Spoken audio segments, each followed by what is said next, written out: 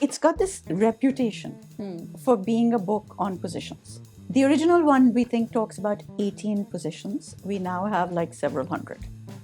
And I think that the variations came in because furniture changed. Men actually have to be taught. Women understand this instinctively. Interesting. And it is actually our instincts that have been debauched. It doesn't matter how he behaves with you because he knows you can't turn to anybody. Make love, not war.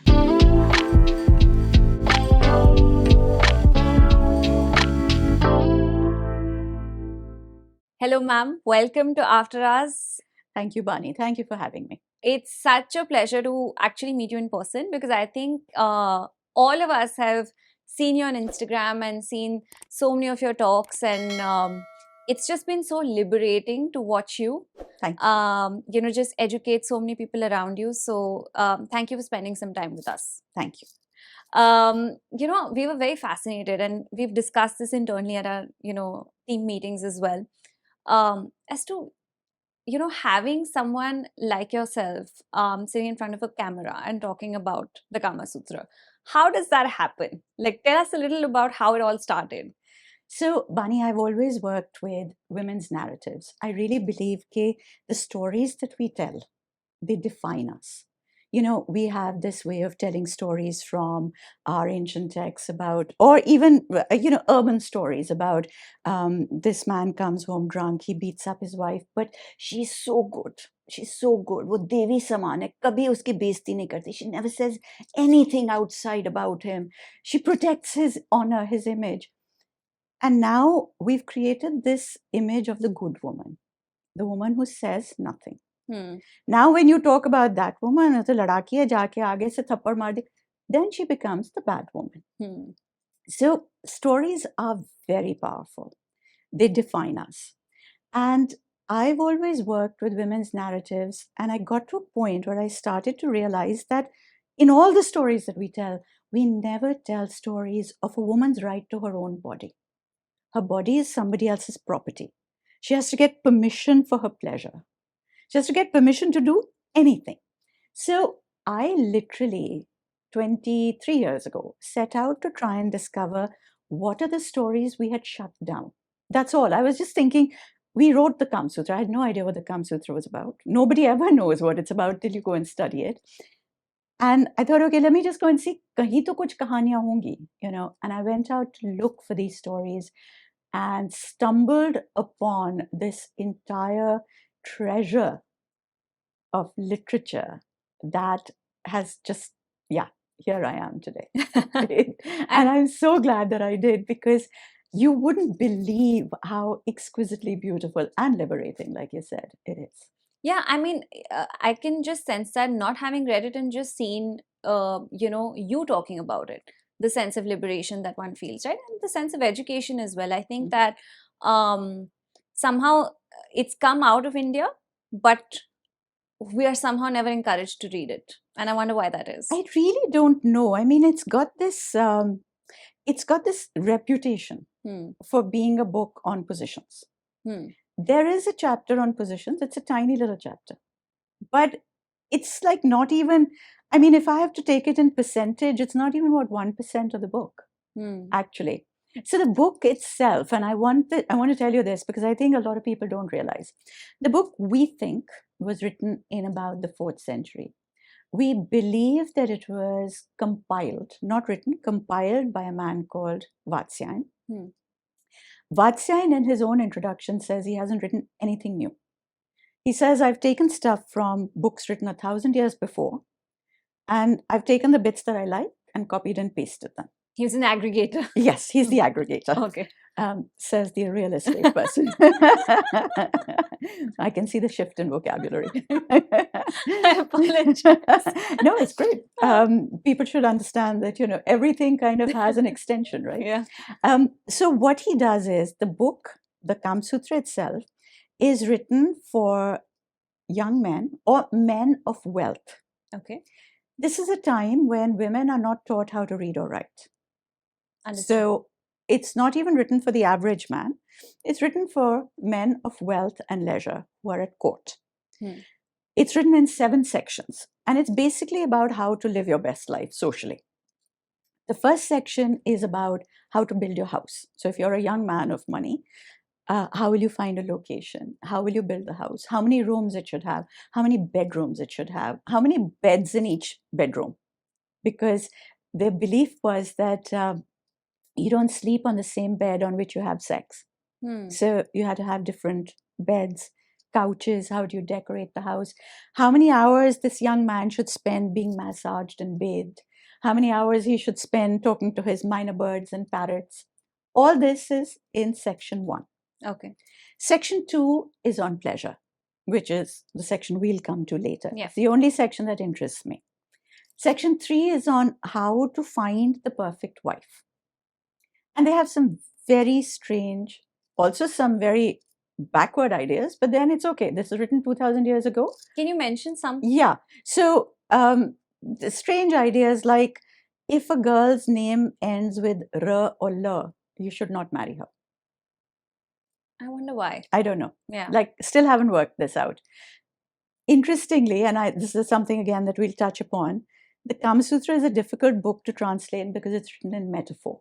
It's not a straight out, it's a treatise. But I must explain that to you properly when we get to it. Okay. Anyway, it has some very backward notions about what kind of woman you're looking for in a wife. But like I said, books written today can be problematic. ये तो 2000 साल पहले की बात है. Anyway, section 4 is a really interesting section on how to marry this woman once you have found her. Okay. And in a time before text messages and so on, it says how you convince her to marry you. So, who are the people that you put in place to be a go between, to send your messages? And this is now thinking about not that I never get to see this woman, I am just going to tell the family to get in touch. It's not. This is where the woman is now being convinced. Like, who are the people you're employing to carry messages to tell her, ye to bahut acha aadmi hai, you know, he's so cool. The stage of courting, basically. Totally. And this is even sort of the courting and pre-courting. Okay. So that's section 4. Section 5 is on how to seduce another man's wife. Oh. Because if the other man is very powerful, how do you get to his power? You seduce his wife and you get to him through that. So it's a politically motivated chapter. Got it. Section 6 is on courtesans and sex work, because the Kama Sutra is written at the same time as the Arthashastra. Okay. Chanakya had made sex work legal. There was a ministry for it. There were laws around it. And so this particular section deals with how courtesans should behave, what are their laws, etc. Section 7, we think, was added later. It's on Jadoo Tona.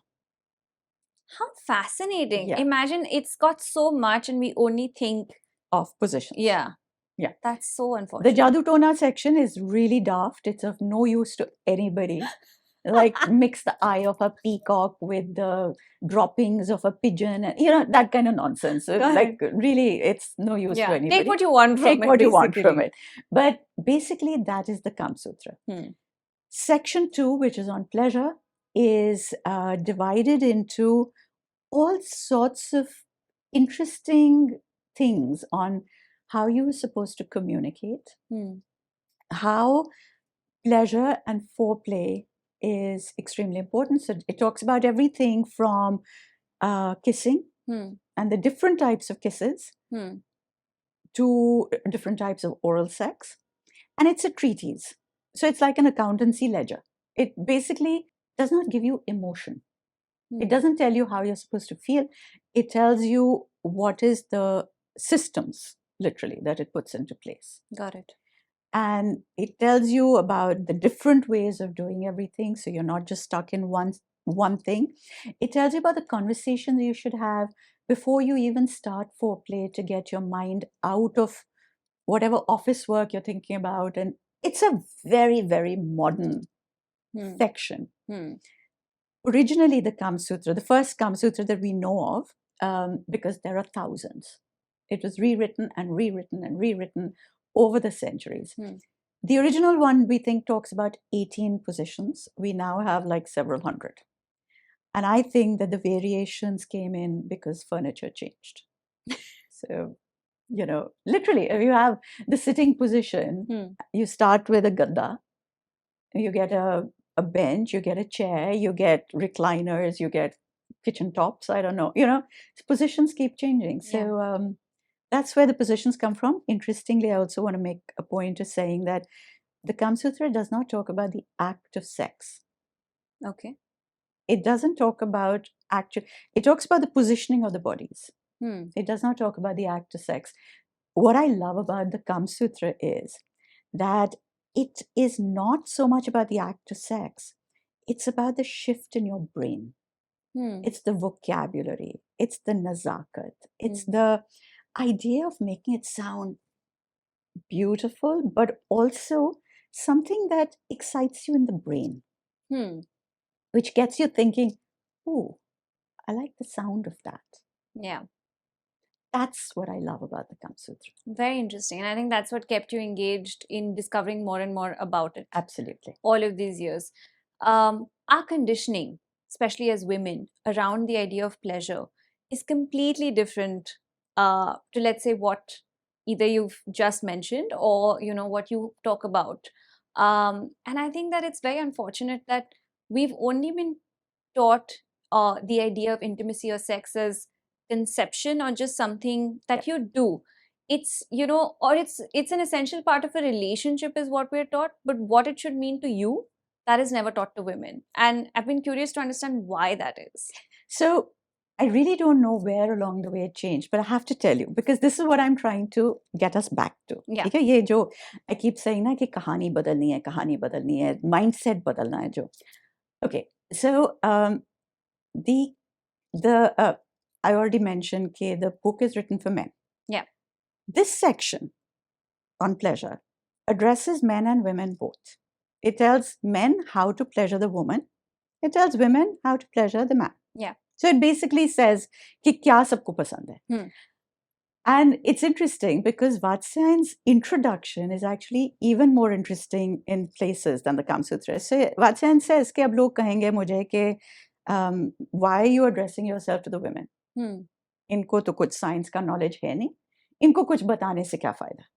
That's what he says. And he says कि how stupid. क्योंकि we expect them to participate, but we think कि इनको कुछ पता नहीं है और ना ही बताना चाहिए. Okay. Now, this is a man 2000 years ago saying what we say today. Correct. And he says that men actually have to be taught. Women understand this instinctively. Interesting. And it is actually our instincts that have been debaued.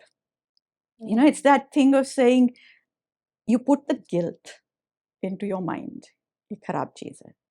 So even when that enters your head, तुम अपने आप से दबा देते हो. बाहर से किसी को दबाने की जरूरत नहीं पड़ती. And he says very categorically also कि a good, healthy sexual relationship or intimacy will only be healthy and long-lasting if the woman is feeling full pleasure. वरना ये halfway through अगर इसका interest it'll fizzle out. हाँ, अगर इसका interest मर गया, then that relationship, the intimacy in that relationship will die out.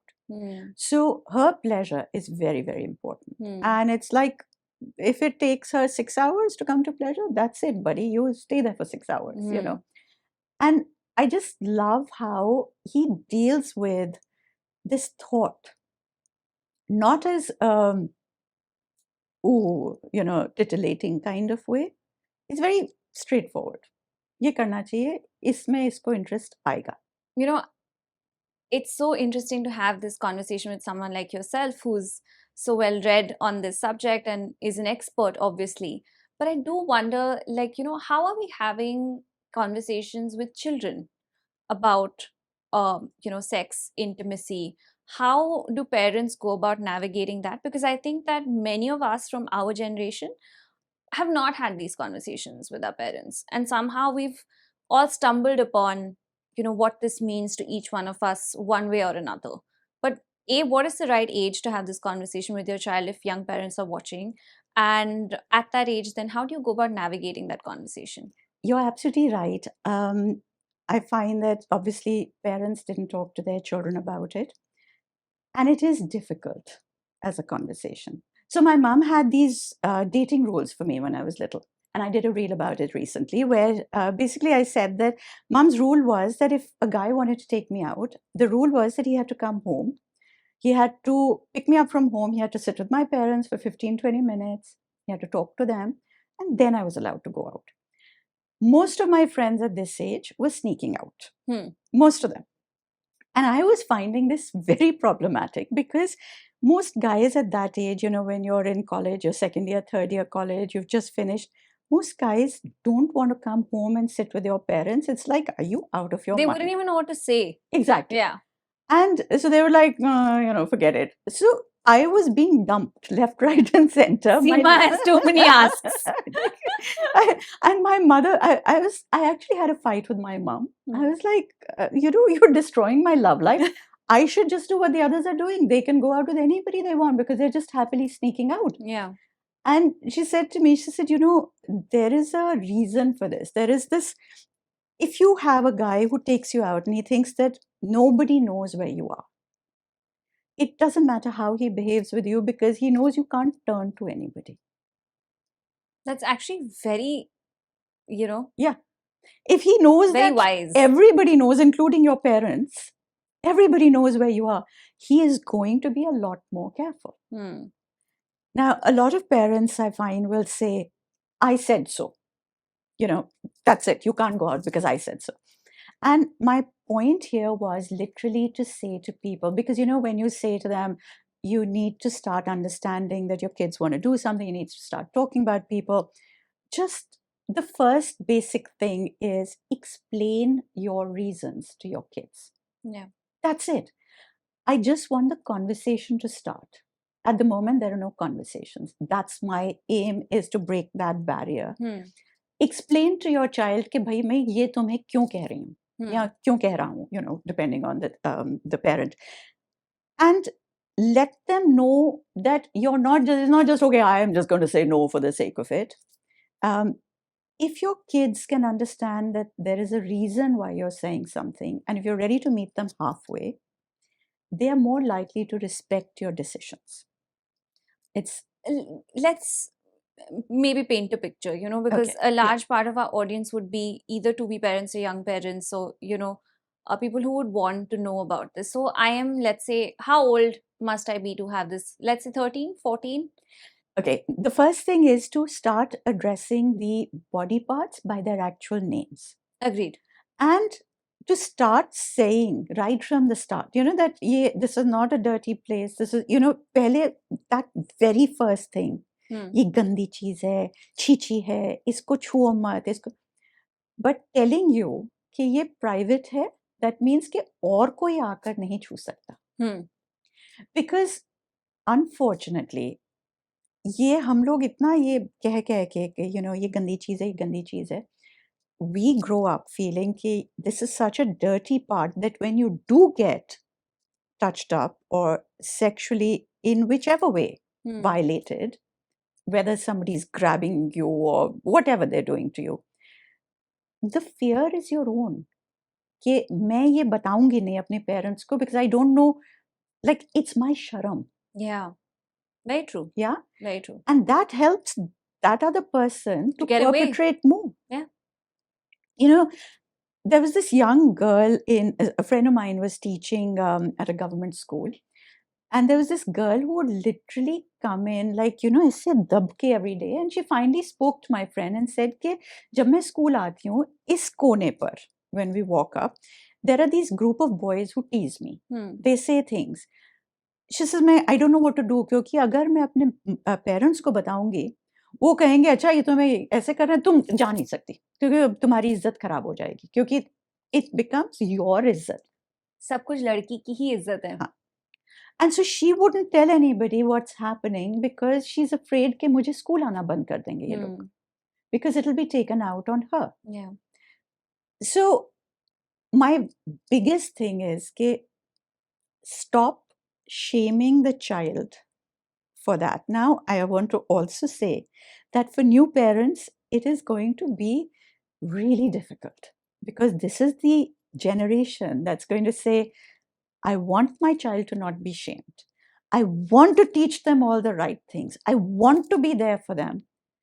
But it's not an easy threshold to cross. Recently, I had this young mother say to me, she has a 9-year-old boy. She said, my son loves bottoms. Like, he'll come to me, he'll touch my bottom and say, Mom, I love your bottom. I love bottoms. And she said to me, what should I do? And she was expecting me to say, you can't shame him, because that's what your first reaction. Okay, you can't shame him. I actually said to her, that's great, fine, you're dealing with that, but you also have to teach him consent. Very important. Yeah, that it is, you love bottoms, but this is not your body. This is your body. You can touch your bottom. What are the good times to touch it? What is okay?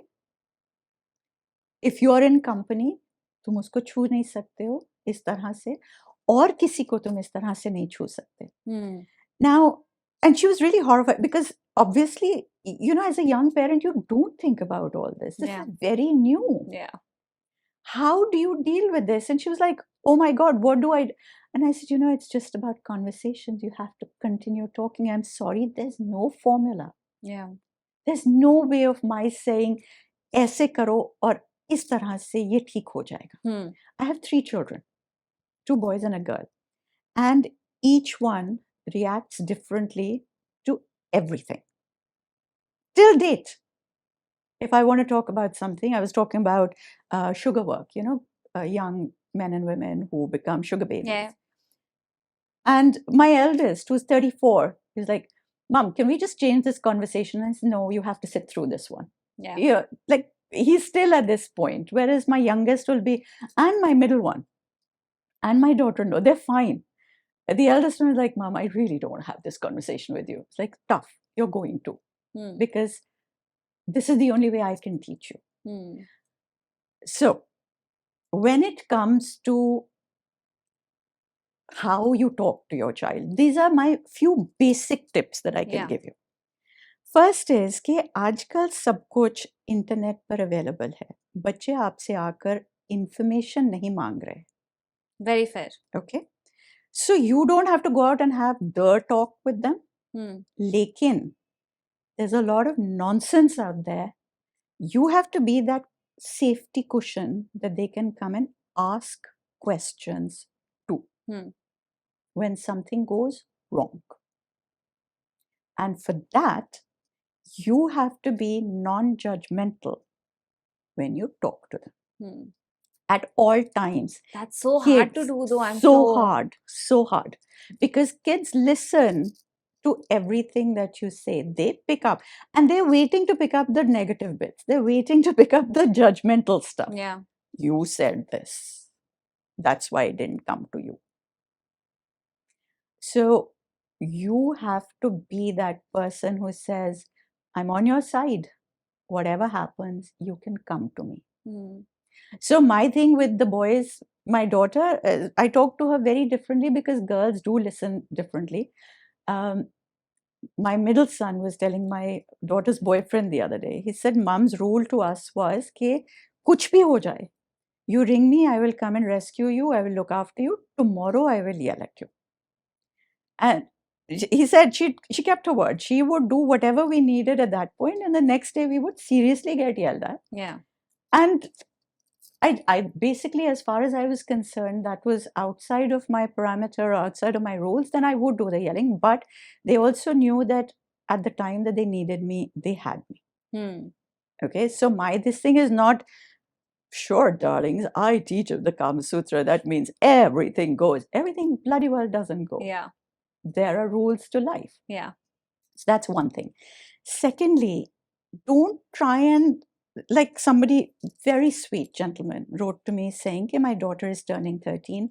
I want her to know कि हमारे घर में कोई taboo नहीं है, कोई stigma नहीं है. Should I buy her first sex toy? And our advice to him was, no. Everybody develops at a different pace.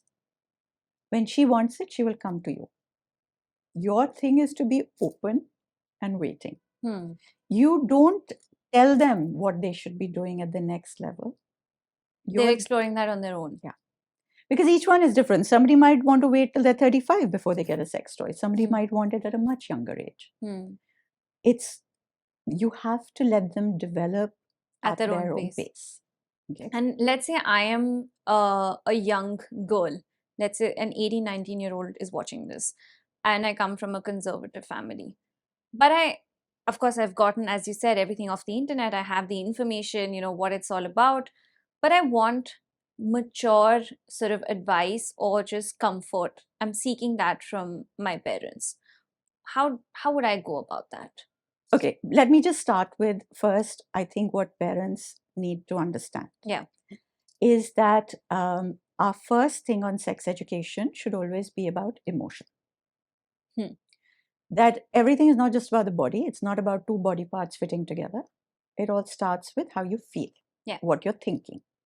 And I think things like that are conversations that parents should have at the dining table. Interesting. Okay. It's a non-intimidating thing. कि अच्छा इस उम्र पे पहुंचकर so and so is feeling a little bit excited to see somebody, or yes, these things happen, or even taking stories that happen outside, the fact that most young girls at a certain age like the bad boy image. Yeah. Talk about the bad boy. Talk about actually what what are the ups and downs of a bad boy. Yeah.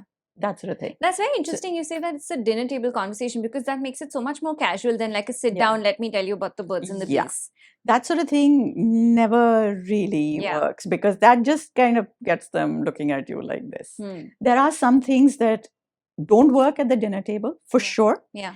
They're better done when you're going for a walk together or doing an activity. So फिर वो एक चीज कह दी and you move on, like each thing is different. Parenting is hard. Parenting is I mean, I'm nowhere near that stage and whatever, but just the thought of it, like my friends who are going to be young parents, I'm like, damn, this is sounding tough. It is tough. Trust me. And I'm just thinking, like, I have, like I said, been through this at a time when nobody else was really talking about this kind of parenting. Yeah. So understanding and navigating that, it was tough.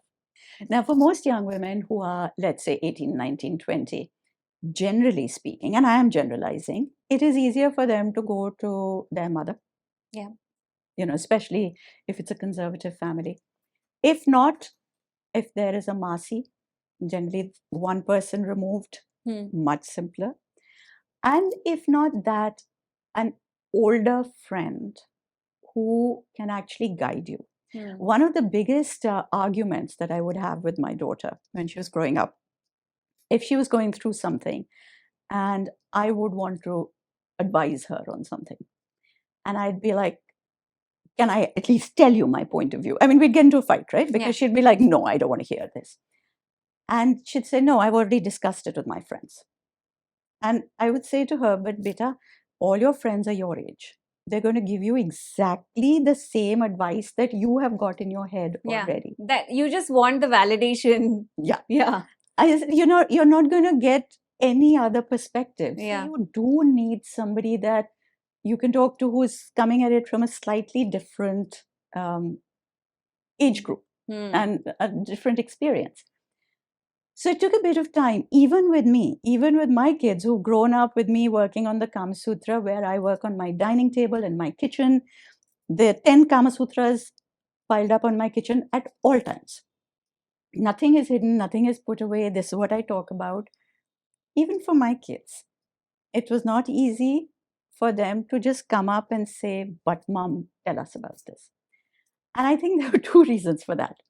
One is that when you're younger, you want to be part of the group. So if all your friends have got uber conservative parents who they can't go and talk to, you don't want to feel like that odd one out who can talk to her mother about everything. It feels weird. Now it's very cool for Tarini. I'm sure. But at that stage, it was like, no, I can't talk about this because, parents are conservative. Her father has never been conservative with her, but because most other fathers are, she'd be like, don't tell dad about my boyfriend. Dad doesn't care. He's okay. But, so I think that the dynamic is different between parents and kids. True. And this लोग क्या कहेंगे तो मतलब बहुत ही लोगों को बर्बाद किया, फालतू में प्रेशर लिए, Yeah. चाहे So, अपने पेरेंट्स को फर्क पड़े ना पड़े. absolutely. Yeah. And so, again, I use my kids as examples for a lot of my thing, and they have just learned to live with it. Sorry, children, I love you all. But I remember the first time that Tarini was with somebody, and she had a couple of issues that she had to deal with. And later on, she was saying to me, "Oh, but I didn't know what to do about this." And I said to her after we'd argued about, "You didn't tell me this." I said, "But beta, I am telling the world this every day. You edit my videos. You know exactly what I'm talking about." And she's like, "You didn't tell me personally." So there's always a reason to have a disagreement, okay? And then she said, "I had to ask my friend." And I said to her, "Well, if you were asking somebody, why didn't you come and ask me? You know I don't judge." And like, oh, that whole, it's that intrinsic reaction. They will come to you eventually and they'll be grateful to you, I think, sometimes. I'm sure. But there is always going to be that difficulty. Don't get too involved in their personal lives. You don't want to be too into, then I met this guy and then we kissed. We don't want to share those kind of details. You don't. Give them their space, but make sure that you're their backup. This is one thing that the kids can always say. My kids can always say is that I always have their back. Nobody on the outside is allowed to say, "Oh my God, your daughter's doing this." Nobody's allowed to say it. So I think the thing to remember is that conversations with children are always going to be slightly awkward. ये कभी सीधी सादी conversation नहीं हो सकती. And I think more importantly, it's a conversation that's not just one conversation. I think parents need to understand ये रोज की conversation है क्योंकि there are so many aspects to this whole subject. There are so many facets to it. How do you start to explain a subject like this by just saying, "Okay, this is the female body, this is the male body, it comes together, this is what happens"? No, before that, there's hazard questions in your head about your emotions. Okay, you like somebody, you like them vaguely, there's a little bit of fear, there's a little bit of excitement. Tell your child it's very normal. ये excitement or this desire to be with somebody वो होगा, but also that fear and nervousness होगा. It's so natural. Talk to them about that. Talk to them about the fact that when you like somebody, it is very likely that they will not like you back. You are going to get rejected. Rejection is an intrinsic part of our sex education.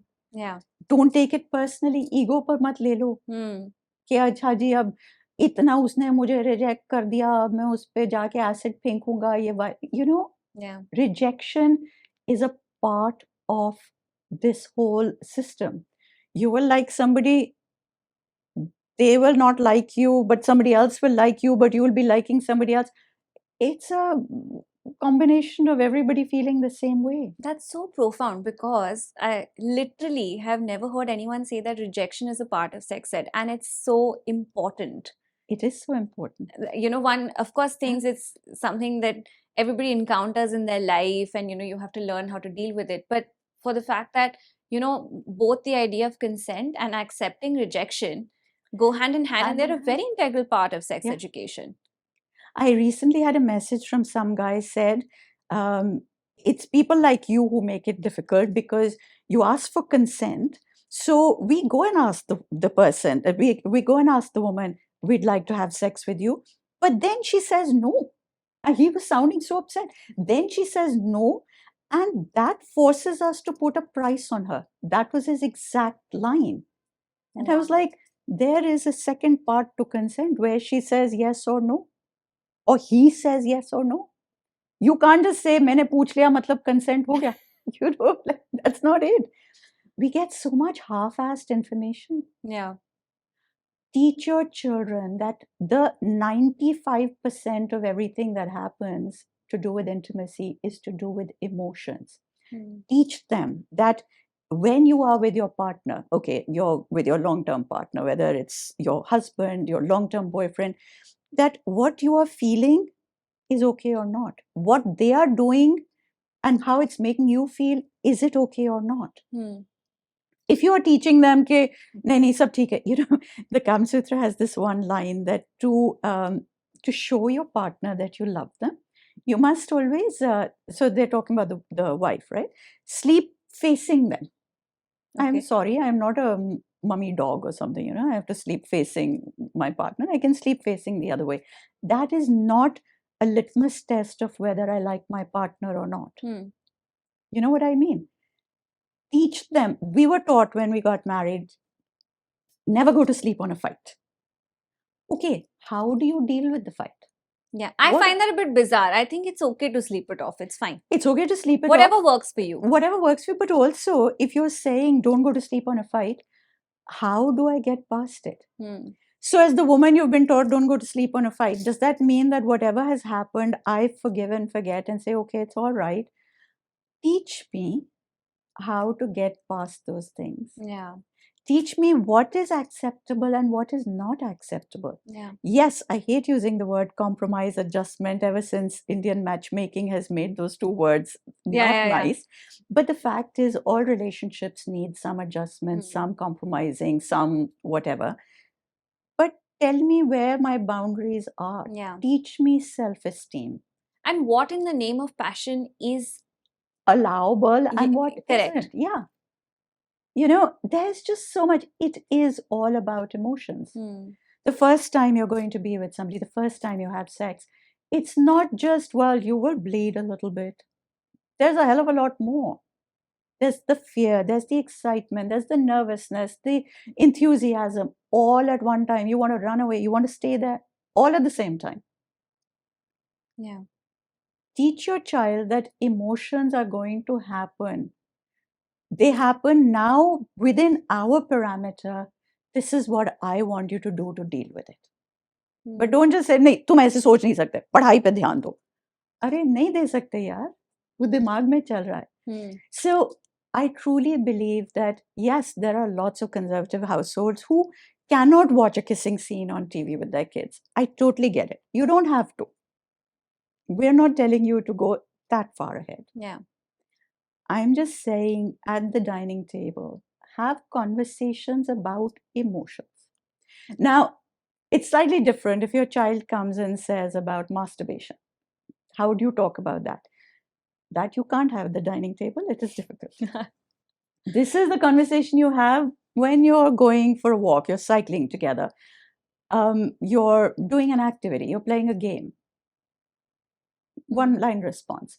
If your child comes and asks you a question which you feel so awkward and you don't know how to respond, you can't, us time jawab nahi de sakte. Don't at that point get angry and shut them up. Stop, say, and use this line. Say, Acha, I have to check this out. I have to look it up so I can give you proper information. Allow me to get back to you on this. Literally. In whichever way you want to. And then give yourself time to compose yourself, but make sure you go back and answer that question. Figure out what you want to say, but make sure. Because your kid is waiting for you. Yeah. And, you know, my favorite quote in the world is between stimulus and response, there lies a gap. And that is where all of your wisdom lies. You know? So true. So in between the time that you're asked a question. Yes. And you should to be able to respond and not react, you probably need some time. So it's okay to just say, I need some time to get back to you. Yeah. And don't say, oh, I need to figure out how to frame the question. Say, look, I want to look it up properly so that I can give you a proper answer. A well-informed, you know, opinion. Yes. Ma'am, do you think sex ed will ever become an integral part of the Indian education system? I don't know. I hope so. I think that there is so much pushback on it. I think if we can make people understand that sex ed is not about teaching people how to have sex, because that is what most people think, but rather it is about teaching people what goes on in their mind and their body and how to protect themselves better, maybe we'll get to that. I don't know. Because I wish it becomes a part of the curriculum. I think that so many people who, even as you said, the idea of consent, I think that needs to be especially ingrained very heavily into the minds of, young people. And it's also what we end up saying. So I was maybe 19 or 20, we were studying for a particular MBA, which I didn't study very hard. And I didn't get into that MBA program. But anyway, I did it much later. You're doing fantastically well. No, but this particular, so we used to go for extra lessons to this other college. And I had this best friend guy from there. He was my best friend. We got on super well. We hung out, we chatted, we giggled together, we exchanged all our confidences. He liked me. I didn't realize that. I thought we were friends. So classic, this thing of, and you can also see why the dynamics are a certain way. So he thought he liked me and I'm hanging out with him that much because I feel the same way. I'm thinking he's my best friend. That's why we feel the same way. So one day he said, come over to my place to study. I was like, हाँ ठीक है, मैं पहुंच गई. Somewhere along the way, he decided he was going to kiss me. I said no.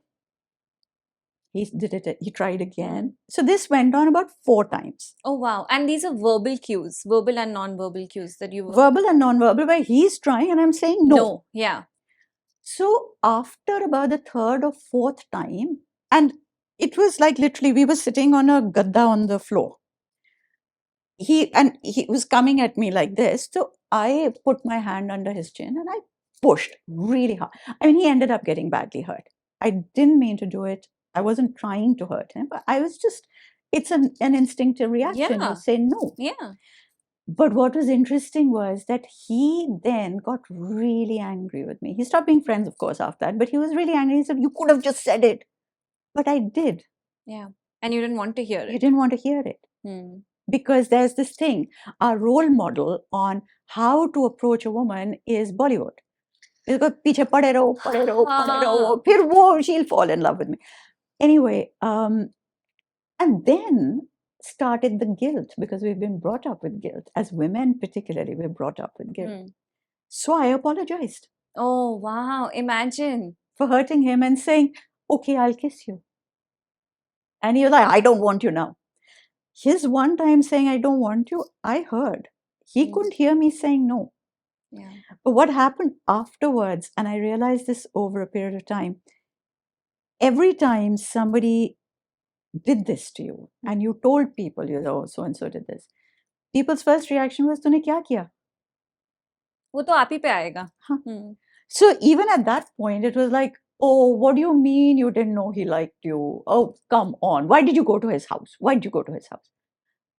It's almost like a girl and a guy cannot hang out only. Yeah. Without, any sort of sexual tension between them. And it's all about you must have done something. You must have known it's your fault. And you've instigated him. Yeah. So my reaction from that, my takeaway from that was, I learned to shut up. I learned to not say anything for years. I kept quiet because I was convinced by society that it was my fault somehow.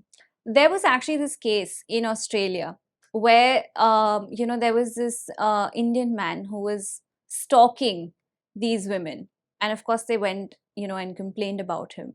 And he got off in court because he submitted like evidence of scenes from Bollywood movies where harassment was kind of just normal. You're kidding. Yeah, this has actually happened. Like AIB made a video about this years ago and I think they took it down later. But this is exactly what happened.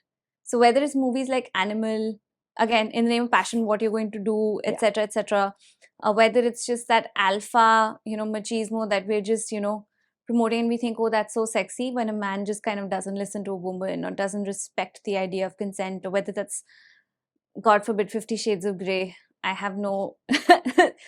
But this is exactly it, just this thing of, for every single thing that you do in life that you have to learn to do well, there has to be some role model. You have to be able to look up to somebody and say, ऐसे behave करना है या इस तरह से करना है, okay, if I want to learn how to be a race car driver, these are the people that I'm following. Where do we look to when it comes to intimacy, to lovemaking, to flirting, to any of that. I mean, the most basic thing of just the joy of flirting. Who? Bollywood, where you're harassing the woman and continuing to harass her till she falls in love with you. वो मान भी जाती है. हाँ, क्योंकि the bloody film has to end with her कि हाँ जी वो मान गई अब तो हाँ I love you back. Reality में ऐसे नहीं होता. होना भी नहीं चाहिए. होना भी नहीं चाहिए. होना भी नहीं चाहिए. मेरी प्रॉब्लम इन मूवी से, whether it's like Kabir Singh or Animal, is that, you know, bad behavior is being rewarded. Exactly. I cannot tolerate bad behavior being rewarded. You want to show, please show all kinds of characters. Yes. They can be grey, they can be horrible people, they can be murderers, I don't care. But the end of that should not be the guy got the girl. It can't be. It can't be that now we're celebrating how heroic he is and how macho he is. And, you know, eventually the woman will just come back to him, or she's just probably contemplating if she should come back to him or not, but you know she's going to come back to him. Like, all of this is just such nonsense. Yeah, and I think that this is the first thing. I mean, I just wish they would change the ending of the story. That's all. Exactly. That's it. Just that. Yeah. Change the ending. Like, let the girl walk away. You And know, say, that's it. that my self-respect, you know, cannot Even be. if she says, you know what, I really did love you. I might still love you, but I cannot live with somebody like you. Even that much It's is okay. enough. Yeah. I can live with that. You remember that, I don't know if you remember this scene from Friends. Yeah. Where Monica and Rachel are fighting over the last condom. Yes. Okay. And so they're both in their rooms. Monica's there with Richard. Richard, yeah. Rachel is with Ross, and they go to the bathroom, and there's one condom left. And there's this tug, you know, and I think Rachel gets it. And Monica goes back, and Richard is in bed. He's ready. He's like, okay, did you get it? And she says, nope, we're not having sex today. And I thought that was such a good scene. It just sets the precedent saying, sorry, it's not that I didn't get it, but yeah, it's all right. We'll do it anyway. Not happening today. I don't care how ready you are. I don't care the fact that you're in bed. I never saw that scene like that, but this definitely sheds a new perspective. Yeah, I just think, you know, it's the subliminal approach to it. That, okay, he's all there, ready, waiting, in bed. Like, no, it's not happening. We need more content that just literally puts that subliminal message. You know, speaking of content, you've been doing this now for quite a while, but I'm sure initially it was not very easy to just speak your mind in the apps. Like, I mean, of course, there are going to be people who are going to just say like horrible things online. What has that experience been like? So, the online stuff I only started doing at the start of COVID because that's when my work in person. Till then, I was literally flying around the world doing it to personal audiences. It hasn't been easy because initially, and it's not just the online audiences, which you expect a certain amount of trolling. I got badly trolled by people I call good friends. I got so much hatred. Why would they do that? I don't know, some kind of insecurity. I had somebody who was a very, very good friend of mine within a circle of my closest friends, my social circle. They started this story about me being a corporate call girl. And how horrible is that? I know, but what's also, I mean, to me, what was also funny was that I was 50 something by then. So clearly we were going through a recession and the corporates were looking to a 50-year-old. I mean, think about it, right? But I mean, you know, what's worse is that my kids have been told horrible things about me. And I think what's happened with all of this is that we've all learned how to band together and really stand up for each other. Because you turn to each other and you support each other, or you turn on each other and you fall apart. And I have a handful of friends, literally a handful of really good friends. I lost best friends over this. Because they just couldn't tolerate your popularity? Yeah. No, because they couldn't tolerate me talking about the subject that I talk about. They could not tolerate the fact that I had people saying, oh, you know, I love Seema, I would do anything for her, but I can't support her in this. Like, इसमें support क्या है? Yeah. मतलब आप अच्छी बात कर रहे हो, लोगों को कुछ सिखा रहे हो, बहुत ज़रूरी है ये सीखना, So I had all of this to deal with. And I think what you realize is that there are people who stand by you. You just learn to understand the importance of those people. Of course. It's not easy because I am this age, I'm 62 now. I've learned maturity comes, a certain amount of maturity definitely, and wisdom comes with age. And a certain amount of sahan shakti, okay, I can deal with this shit. Because everything is a phase and it'll pass. I know how difficult it even was for me. I think of younger people on social media and the kind of trolling they get, and I know what kind of impact it has on their mental health. It is horrible. I have now got to a point where I've turned off my Instagram notifications. Because for a long time, I was also looking at that. You get death threats, you get rape threats. Oh, God. You get all sorts. And you get such viciousness that I am not, like, I know that a lot of content creators are like, okay, if the trolling comes, just go rehne do, because the engagement increases with that. I can't take it. I do block. Good. This thing is I block. If they want to take up another, they want to create another profile, come back and abuse again, you block again. End of story. I've now finally got to a point where I'm not looking at notifications. I'm not looking at the messages. Like block them from my brain altogether. They don't need to exist in your... They don't need to exist. No, but what I also mean is that now the sad thing is that I don't respond to the other people as often because I'm not looking at the good messages yeah. as well. I will do it occasionally. But yes, that is the downside of it. But it's just so much easier. You could almost tell at one point from my aura, I felt like a cat on hot bricks. My teeth were clenched all the time. It has an impact. I'm sure. Psychologically. Of course. Subconsciously. What is the kindest message you've got? I think the kindest messages are when people literally say, thank you, you have changed my life. And I get that online. And those are my go-to messages. Yeah. That's what I focus on. I get it from people on the road, and I get it equally from men and women, young men and young women. And that is really heartening because the online messages from guys are primarily from the trolls. And you automatically start thinking, do all the men think that badly? Do they all hate me?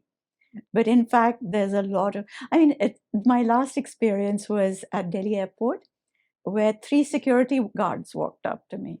Then, ma'am, aapki videos hum dekhte hain, bahut acha hai, ma'am, karte raho. Wow. I was so like... I wouldn't have expected that. That was so cute. Yeah, that is cute. 3 security guards. That's very cute. So I'm like, okay. It's worth all the... And it's so... you say that most of the sort of trolling happens online. It's the men, who are doing it.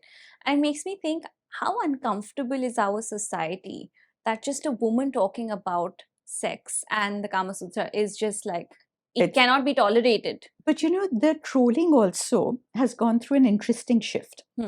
So yes, you have the kind of guys who are like, the no seal, no deal brigade. कि इसका hymen नहीं है, तू तो इस तरह की है, तू रंडी है, you're teaching women to be randis. This is regular, this thing.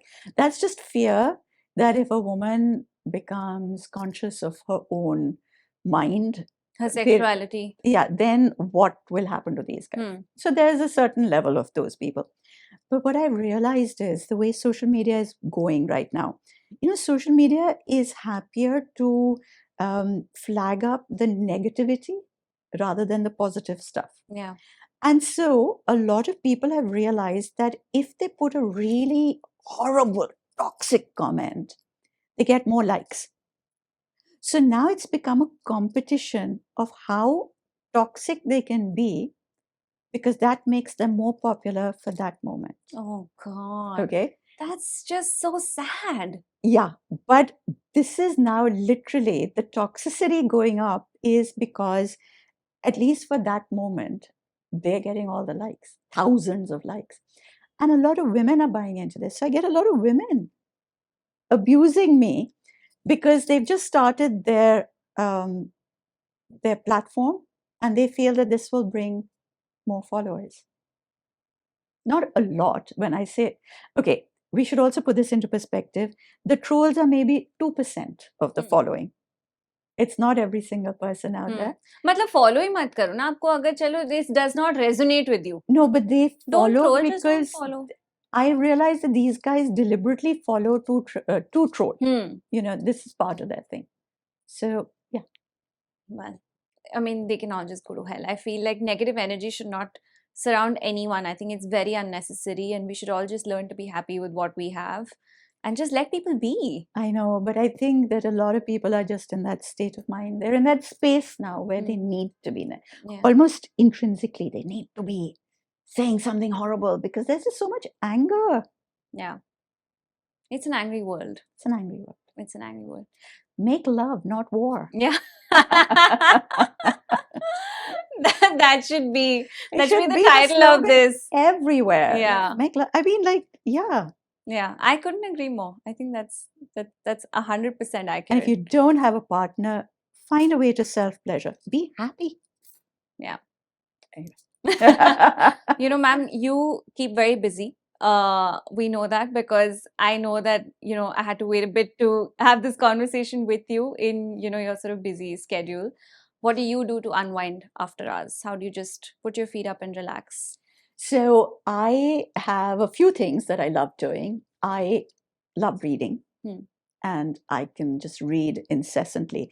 I've discovered that there are a lot of, you know, I was saying earlier, the Kama Sutra is thousands of versions.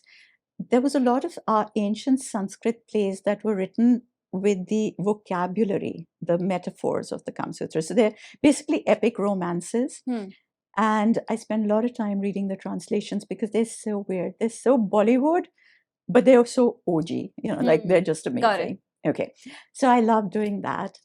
I can spend hours lying underneath either a white ceiling or a blue sky or somewhere, something that really gets to me and just staring at it because it just gives me an incredible amount of pleasure. I mean, that's one of my thrills.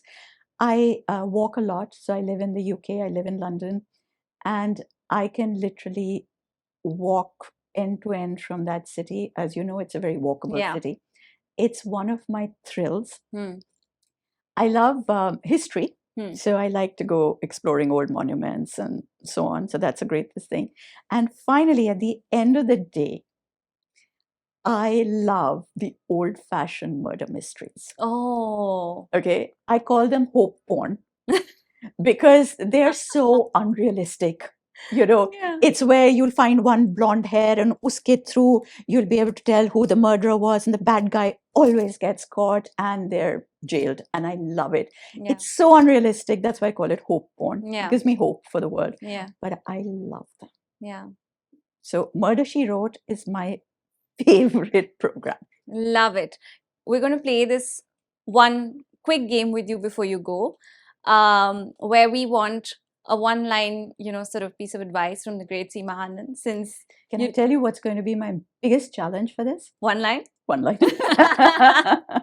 So whatever is the shortest possible answer that you can give to these situations. Imagine somebody is writing to you, as they do on Instagram, and the first situation is somebody says that, you know, my parents just, you know, don't let us date before marriage. They think the idea is just, you know, not acceptable. So what would your advice be to that? But to parents, that your kids are going to do exactly what they want to do. You can either be on their side and protect them, or you can be against them and leave them to the wolves and the hyenas out there. Well, very well said. Okay, the second situation is people, somebody says that, you know, I can't get over my cheating ex. What do I do?